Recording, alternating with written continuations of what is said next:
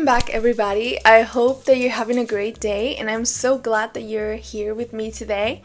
I am so happy because finally we're starting to see the fall arrive, and I don't know if you know this, but this is my favorite time of the year, and I am so excited that it's here already. I know it's not officially fall yet, but it's just like there's something in the air already. The leaves are already changing, and to me, in my heart, the moment the leaves are changing, it's over. Like, summer's over. And I had a lot of fun in summer, but it's finally here. One of the things that I really want to do now that the fall vibes are starting is that I want to go back to like my reading habits that I have not been really paying attention to enough these last couple months. And it's because I've been busy, I've been going out with friends and all of that. So it's not something that I'm regretful for. I've just been busy with different things. So now I am going to try to trying to retake my good habits and also trying to draw inspiration from my reading because I enjoy all kinds of book. I love a good fantasy, I love a romance, I love classics, I love non-fiction, I love everything, and I am trying to bring a little bit of that into my art. I think that one of my favorite things ever from classic artists are their interpretations of stories. Like, one of the ones that I really love is the Decameron and all of the different paintings that have been inspired after the Decameron. So I went ahead and bought the Decameron, and I actually bought this maybe the beginning of this year, I can't remember. And then after I had it, I'm like, now what? Because it's a massive book, and like I said, I've been really inspired by a lot of the paintings that have been made based on the stories of the Decameron. But it's a difficult book to get through, and I am gonna try to figure it out. But that being said, I am gonna start going back to trying to make more art inspired of my books, and one of them, it's one of my favorite classics ever. I would say actually my favorite classic ever. It's called Flamenca, and I know that I've mentioned it a billion times, and here I am to mention it a billion more. I am going to be making a couple paintings inspired of flamenca, and specifically I want to focus on one aspect of the narration of the story. So in the story, when we talk about emotions, it's not really mentioned just as a feeling, but almost as if they're their own individual character. For example, they have conversations of what love said to sadness, stuff like that. And I thought as I was reading it, first of all, it's so original. Like, I've never read another story where it narrates that way. So it really, really struck me like, whoa, that's really cool. But also I feel like it made the emotions feel a little deeper, because it's not only seeing the perspective of this character experiencing them, but also seeing the emotions isolated and trying to understand not only how she feels, but how the emotions work as a whole. I thought that was really smart. I thought that was really cool, and I was really inspired since I read it. But I didn't have at the time I would say I didn't have the resources and I didn't have the mindset to actually work with it. And I decided that even though I am really excited to work with this idea, I was gonna put it on the side until I was ready to actually put it my all, give it my all. And I think now is the time. So I'm going back to the book, and I have already a lot of notes that I've done on the story and about things that I wanted to remember for later, either because I just really liked the quote or because I wanted to use it for some paintings.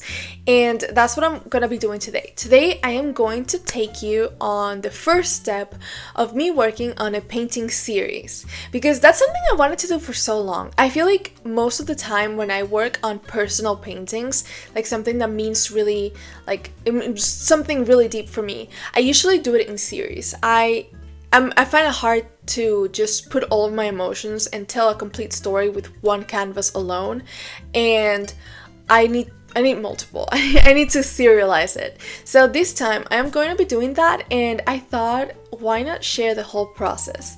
So I'm gonna start first with the basics, like drawing inspiration, trying to tell a story, because that's another thing I really like to do. I enjoy it when, even if other people may not interpret it the same way, but for myself at least, when I'm making a painting, that I can create a story and I can kind of follow it through the paintings. So that's another thing that I'm gonna do, because even though I'm gonna be basing it on the story, I kind of want to do my own interpretation of it and how these emotions apply to myself. I am going to be also doing some sketches, maybe a little rough. I'm not gonna be doing like final sketches, but more like the process of how I go from having an idea to getting ready to start painting. And that's what I want to show today. So this is gonna be like a multiple episode series of working with my Flamenca series. The first step is obviously reading the material that I'm gonna be inspiring this of. And obviously it depends what series I'm making, if it's something more personal that comes just straight out from my head, or, you know, it depends. But in this case, because obviously I am going to be inspiring off the book of Flamenca, I want to do a little bit of a rereading. And if I'm 100% honest, I don't think I'm going to do a full reread of the book, because I actually read it very recently again, for the fourth time. This is one of those books that I just love going back to. I don't think there'll ever be a point where I'm too tired of reading this book and I'm like, okay, I'm done with it. Pretty much every year I do at least one reread of this book, just because it inspires me so much. It's just so beautiful. I love it. But in this case, because I read it so recently, I am just going to go back to the annotations that I did initially and read those portions where I found inspiration at some point and see how I feel about them right now, if it's still something that I want to use for my work, if it's something that maybe I don't think it's relevant to it, or if there's something I want to add to it. Okay, so after going back to the book and rereading the portions that I think are going to be relevant to my work that I'm going to do, I am going to annotate a little more. And I don't mean underline, I mean actual annotations, like comments or little ideas that I feel like I want to include into the painting that are based on the text itself. Maybe my interpretation, just anything that comes to my head, almost like a brain dump, or wait, it's not called that. It's a brainstorm. Yes, do a little bit of a brainstorm.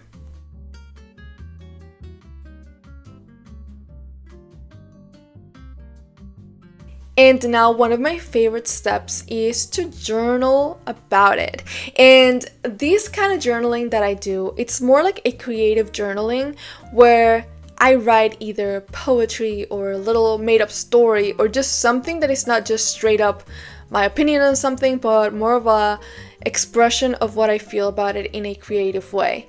And I use this a lot before I make paintings, because I feel like it also helps me have a little more imagery in my head, because I'm not being too literal with what I'm writing here, or because I'm expanding into other things that make me feel this way, and I feel like I can include some of that into a work.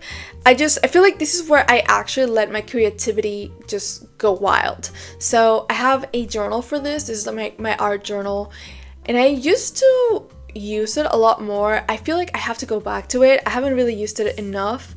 And yeah, I'm just gonna basically just journal and write about what this makes me feel, but in a way that is creative.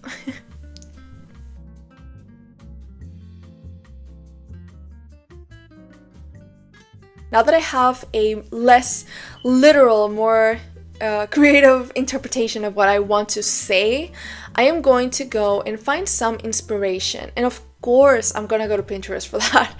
I'm going to look for pictures or poses, backgrounds, just things that make me feel like they relate to what I'm trying to say, and use that as a visual guide, so that later when I work on my own reference pictures and my own ideas, I kind of have a little bit of a visual idea of what I want.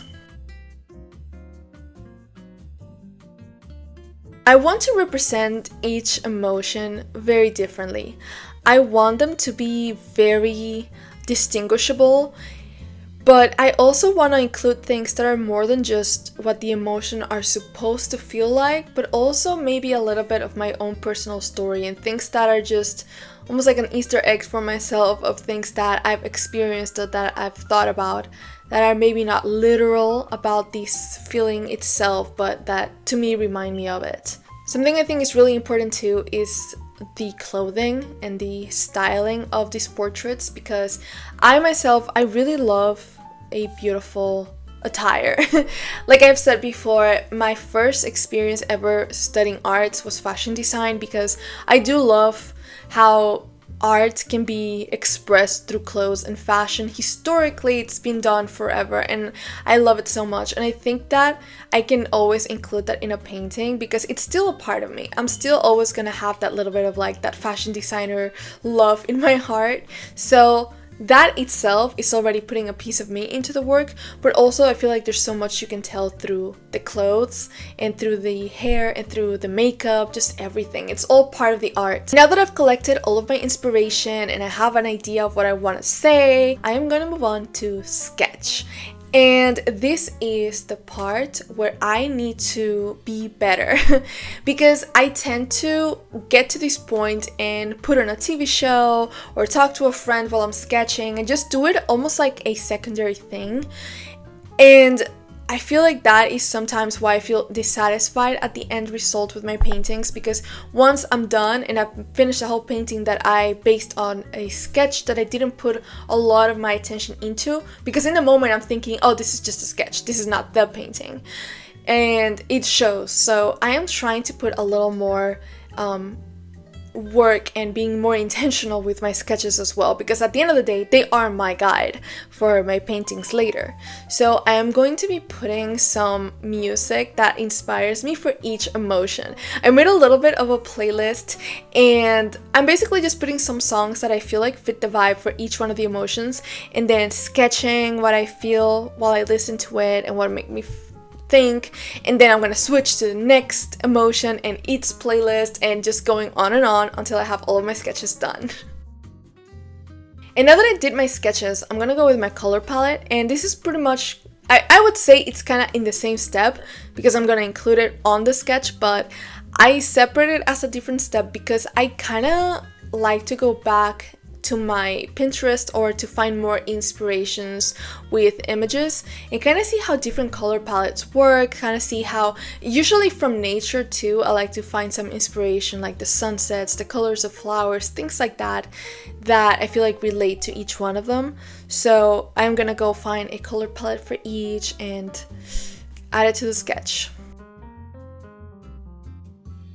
Now comes the humbling and embarrassing part of the whole thing. It needs to take reference pictures because of course I don't have the props or the model experience to do this in a way that doesn't look cringe. So I am just so happy that nobody gets to see my reference pictures because basically what I'm gonna do now is take the sketches that I did and try to recreate the poses and try to find the right lighting, like put myself under the right lighting so that I can get what I'm trying to go with for these paintings. A lot of times also it includes a lot of photoshopping, which is again what makes this so embarrassing and humbling because I am not that good with my Photoshop skills, and I am going to be adding a lot of things to these already embarrassing pictures of myself. So I'm gonna show you a little bit of it, but don't expect to see a lot of my final reference pics. You know what, I'm gonna show you one. How about that? But I don't think I can show all of it because I just don't think I have it in me. It's too embarrassing. And now I am ready for the last step, and it's to paint. Now that I've done everything else, now that I reread my story, I took notes on what I think is inspiring and what I want to remember. I journaled about it. I wrote a little story where I kind of organized all of those ideas into a more creative, narrated story of what I'm trying to tell. I went to Pinterest and made a little bit of a mood board with my inspiration pictures that I'm going to use later. I sketched what I want to paint and I used the right colors for it, so I'm sure of what I'm doing later on the canvas. I took my reference pictures so I could guide myself through the process of painting. Now I'm ready to sit down and paint. And that is where we're gonna leave it on today, because episode 2 of this little series, it's gonna be us painting my first portraits. So I'm going to be doing a separate episode for each one of these portraits, for each emotion. And what I'm going to do is that I am going to share with you guys a portion of the story that I wrote in my journal for each one of them, so that I not only show you the process on the technical part, but also a little bit of the inspiration behind it. I hope you enjoyed today's video. I hope you find it helpful. Lately, I'm trying to include a little bit more of my process and show you more, because I don't want to just come here and just talk and share, but I also want to be a little helpful, and hopefully you can get something out of these videos, whether it's inspiration or just feeling good, or maybe even a tip or something you can use later. So I hope you enjoy it, and I'll be back next time with episode 2 of this series. Bye!